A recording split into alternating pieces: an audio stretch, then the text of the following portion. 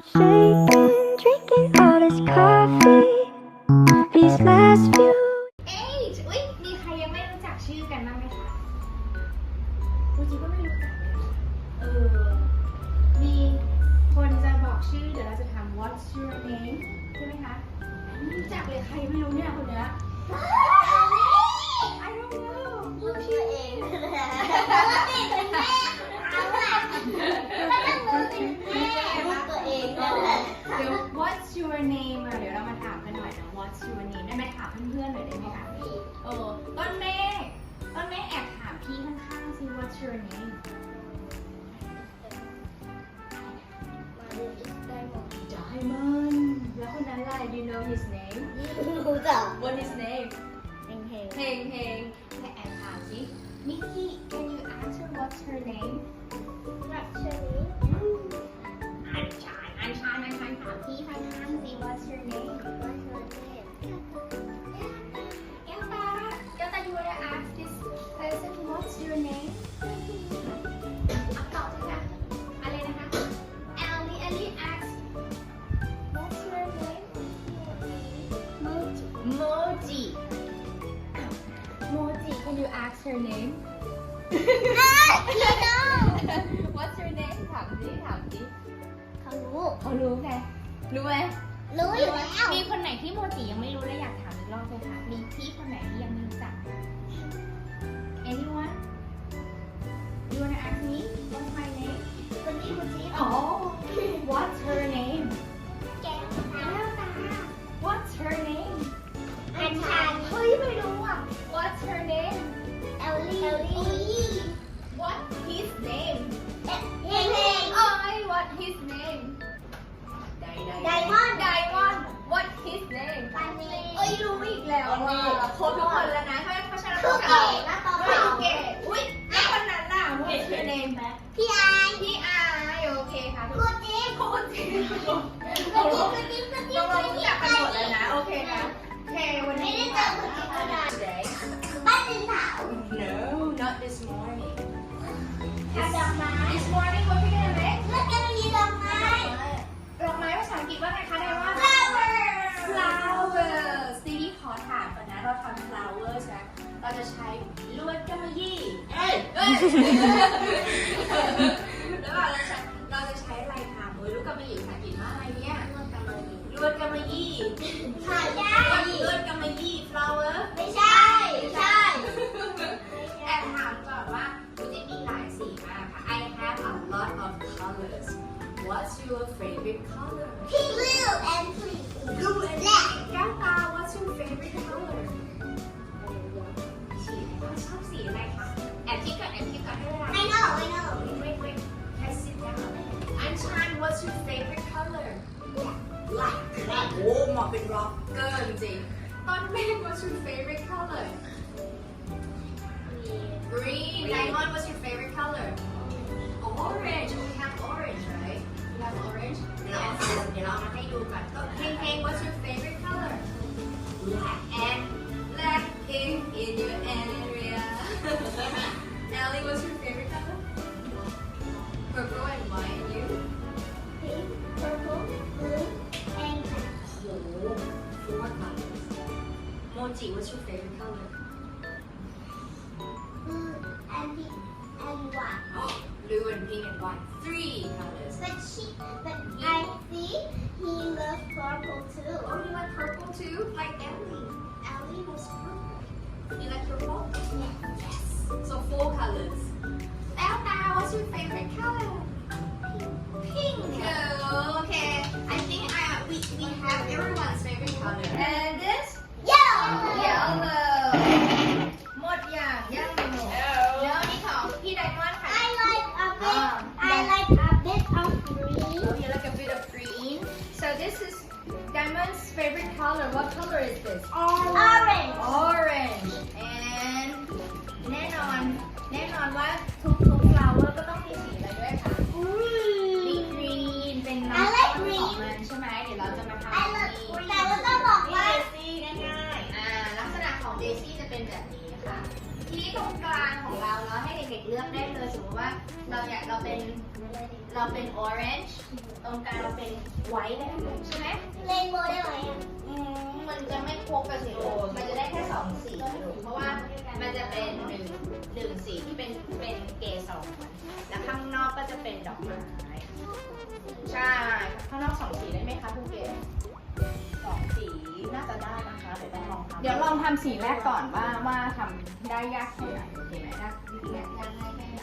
ง่ายมากเลย I like What color do you want I like pink and a little bit of yellow. I love pink and blue. Do you like pink and blue okay เก็บ ภู ไว้ เก็ต นะ นะคะ เราจะวางอย่างนี้ใช่ไหมวางแบบนี้แล้วให้มันเหลือลงมาข้างล่างนิดนึงโอเคไหมโอเคไหมคะแล้วเราก็จะม้วนไปค่ะ 1 2 3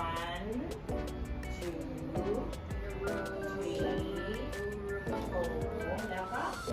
5โอเคค่ะ ว่าแล้วต้องเป็นฟ้า ซ้ายนะแล้วเราก็บีบมันนิดนึงเสร็จปุ๊บเราเอา2 อันนี้ค่ะมาถูกติดกันอย่างนี้ค่ะ1 2ทำได้ค่ะรูดออกมาปึ๊บมันจะเป็นอย่างนี้เห็นไหม ได้เป็น แล้วเป็นแบบนี้ ได้เป็น circle กี่ circle ค่ะ how many circle ใช่แล้วเราจะเอาด้านยาวแบบนี้ใช่ไหมคะ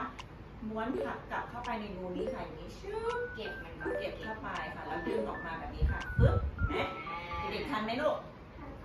เสร็จแล้วเราก็จะเอา2 อันนี้มาผูกติดกันอีกเพื่อให้มันแน่นขึ้นค่ะเป็นยาวๆแบบนี้มันก็จะเป็นก้านให้เรานะตอนนี้เราเป็นแบบนี้ใช่ไหมทำยังไงให้เป็นดอกไม้เราก็ต้องดึงออกมาแบบนี้ กลางเนาะ การออกมาชึบทีละทีนะแบบนี้นะแล้วเราก็จะหมุน1 ทีหมุน1 ทีนะคะพอเราดึงออกมา1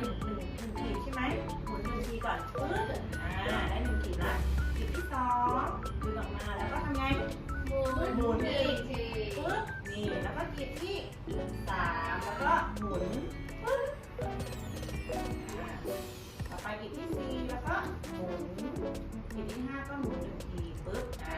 เราก็จะได้แล้วดอกอะไรคะ Daisy flower เดซีฟลาเวอร์ทีนี้เราจะทำเกสรข้างในทำยังไงเดี๋ยวครูหาก่อนแบบนี้ ก็ทำแบบนั้นเลย แล้วเราจะใช้ฟืนกาวค่ะติดตัวกาว โอเคค่ะเดี๋ยวเราทำตรงดอกไม้กันก่อน ใช่แล้วฟืนกาวคือช่วยเพราะมันจะร้อน ทำให้กิน2 อันเหรอ กี่ดอกก็ได้ ไม่ใช่2 อันนี้ แต่ว่าอันนั้นอะก็คือถ้าหนึ่งเส้นเนี่ย1 เส้นทำได้1 ดอก แต่ว่าเกสรเดี๋ยวค่อยมาตัดเล็กๆใส่ก็ได้ทำดอกไม้ก่อนทำตัวดอกไม้ก่อนโอเคไหมคะเดี๋ยวจะแจกอันนี้ให้คนละ1 มาร์คเกอร์คนละ1 แท่ง ออกมารับได้เลยพี่ไดมอนด์ออกมาเลย พี่เดมอนมาดูมา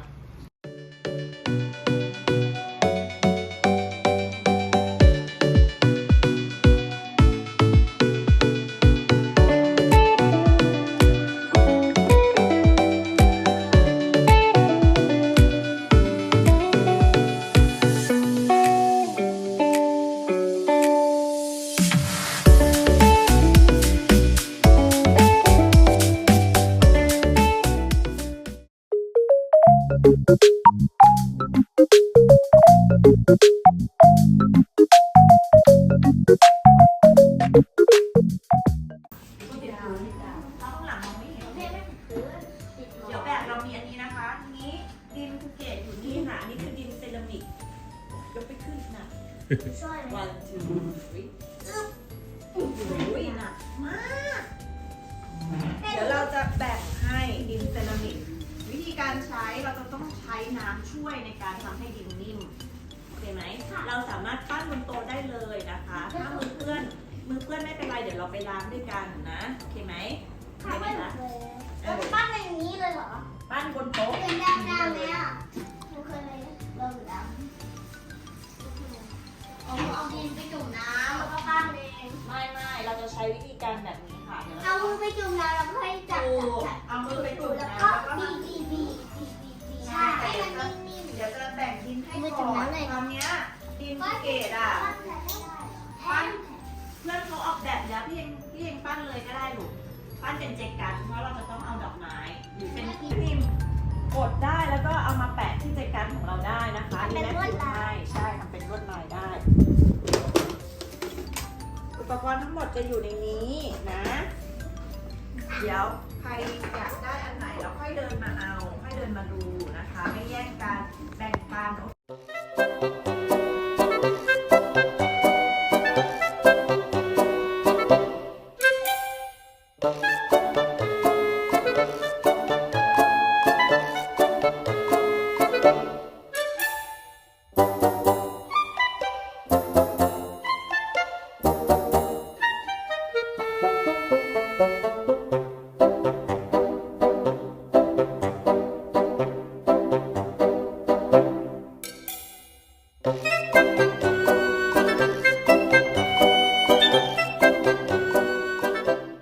แล้วมันละลายเลย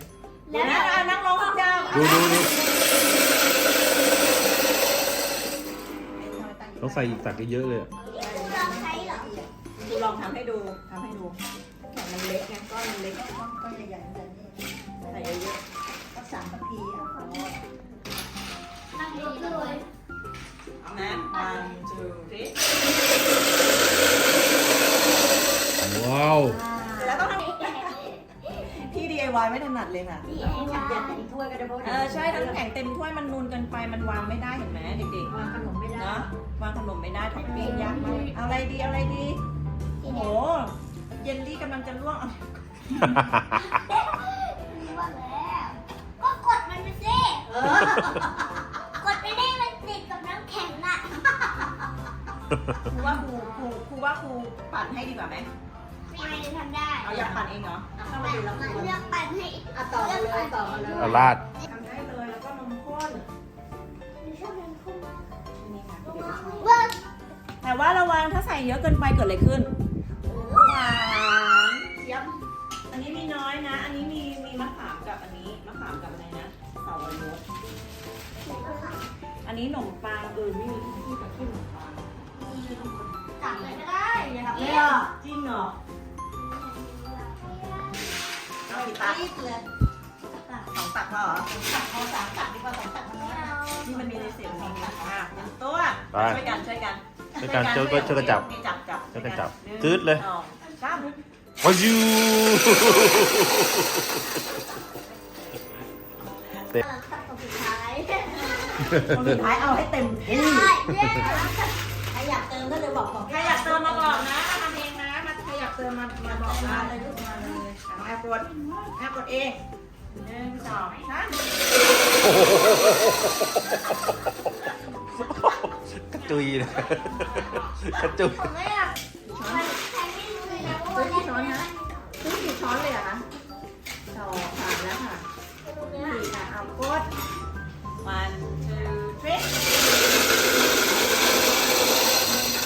โอเค พอเปล่า เอาไหมพี่พอไม่ได้เลยเอามานี่อีกช้อนหนึ่ง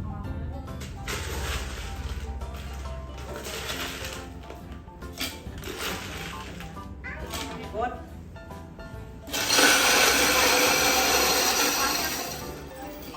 4 ช้อนเลยลูกแต่มันมีเศษเหลือตรงนี้ทีนะ3ลองดูพี่ค่อยๆกดนะลูกไป